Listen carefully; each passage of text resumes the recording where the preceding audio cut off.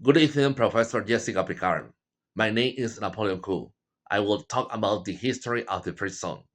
The idea of establishing a free zone was considered in 1917, 3 years after the Panama Canal opened.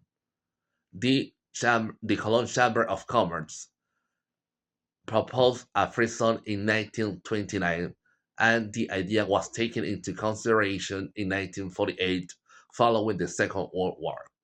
During the Thailand War, many Panamanian landowners rented properties to build defense places and provide resources for the U.S. troop movement. With the end of the arrival of the soldiers, many problems began. To solve these problems, the Panamanian president Enrique Jimenez in 1945 decided to make the Free Zone project a reality. Using the geographical location of the ports and the interoceanic waterway, an essential advancement in navigation.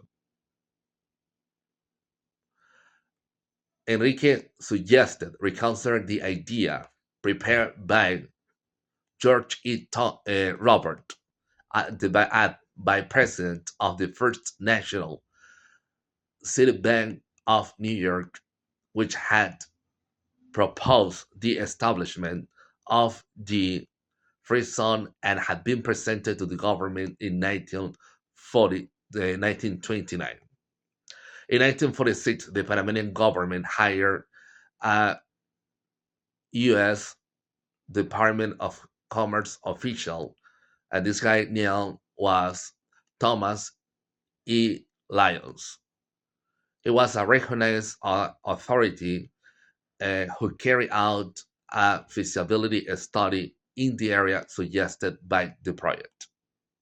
Based on his recommendations, the Panamanian government gave its approval, and 2 years later, in June 1948, the government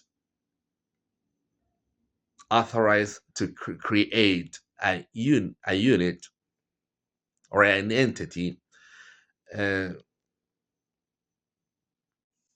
to create a unit or an entity of 36 hectares where the trade of products were exempt from tariff and little paperwork.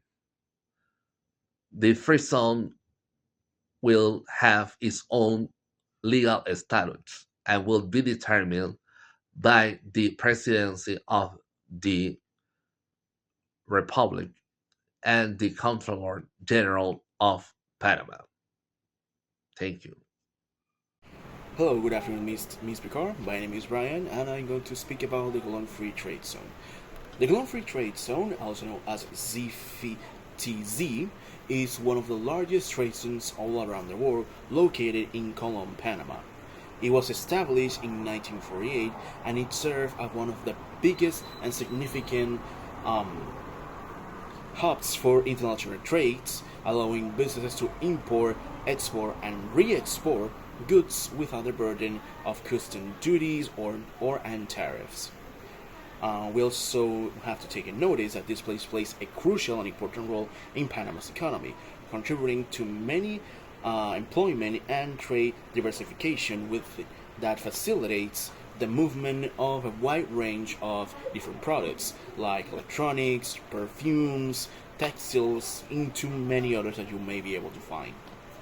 Also, I wanted to speak about a few of their key features, like, for example, his tariff, giving an environment that, in some cases, have places with some kind of tax exception, or a lower tax in some others. Another one is a regulatory environment that operates under a unique regulatory framework that simplifies many of its processes and provides tax incentives as well. And lastly, its infrastructure that having in a place in which you can that have many warehouse, offices, and transportations for anyone who wants to make a name for themselves or want to make a business in this place. Good afternoon, Professor Picard. I would like to briefly discuss the colon free zone. its importance, and the challenges it currently faces. The colon-free zone, established in 9048, is one of the world's largest and oldest free trade zones. It's strategically located in the Atlantic entrance of the Panama Canal, created to boost Panama's economy. It has become the major hub for global companies involved in airport, export, and rail distribution. In recent years, the zone has encountered challenges such as decrease in trade due to economic difficulties in key trading partners like Venezuela and Colombia, along with challenges fiscal policies and diplomatic tensions. Additionally, smuggling and product piracy have hurt its reputation. To address these issues, the zone has diversified by offering logistical and storage services, transforming into global distribution hub and takes advantage of its proximity to the canal for connecting continents.